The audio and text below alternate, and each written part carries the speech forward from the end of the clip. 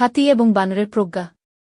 একটি ঘন জঙ্গলে, যেখানে গাছগুলো আকাশের দিকে লম্বা হয়ে উঠেছিল এবং নদীগুলো রূপালী সুতোর মতো ঝলমল করছিল, সেখানে বাস করত দুই অসম্ভব বন্ধু, বলা, বিশাল শক্তিশালী হাতি, আর চিকু, বুদ্ধিমান ছোট্ট বানর।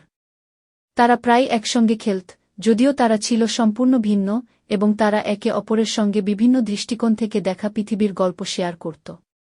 এক গ্রীষ্মে জঙ্গলে ভয়াবহ খরা দেখা দিল। নদীগুলো শুকিয়ে গেল, আর খাবারও দুষ্প্রাপ্য হয়ে উঠল। সব প্রাণী পানি খুঁজতে মরিয়া হয়ে উঠল। বলা তার অসীম শক্তি নিয়ে অনেক দূর হাঁটতে পারত, আর চিকু তার ক্ষিপ্রতা দিয়ে উঁচু গাছে উঠে পুরো অঞ্চল পর্যবেক্ষণ করতে পারত। একদিন বলা দীর্ঘশ্বাস ফেলে বলল, আমি অনেক দূর হেঁটেছি, কিন্তু সর্বত্র শুধু শুকনো জমি দেখতে পাচ্ছি। চিকু এক ডালের ঝুলে থেকে জবাব দিল, সমাধান হয়তো দূরে হাঁটায় নয়, বরং বুদ্ধি খাটানোর মধ্যেই আছে। সে দ্রুত সবচেয়ে উঁচু গাছে উঠে পড়ল এবং পাহাড়ের উপারে একটি গোপন উপত্যকা দেখতে পেল।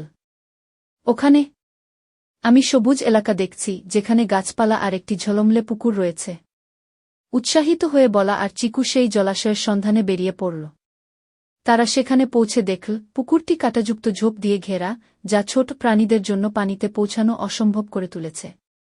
বলা তার শক্তিশালী দাঁত ব্যবহার করে পথ পরিষ্কার করল, ফলে সব প্রাণী মুক্তভাবে পানি পান করতে পারল। জঙ্গলের সব প্রাণী বলার শক্তি আর চিকুর প্রজ্ঞার প্রশংসা করল।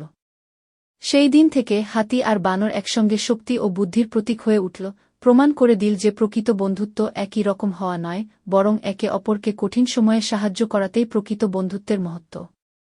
এরকম আরও গল্পের জন্য চ্যানেলটি লাইক, সাবস্ক্রাইব ও পাশে থাকা বেল আইকনটি বাজিয়ে দিয়ে আমাদের সাথে থাকুন।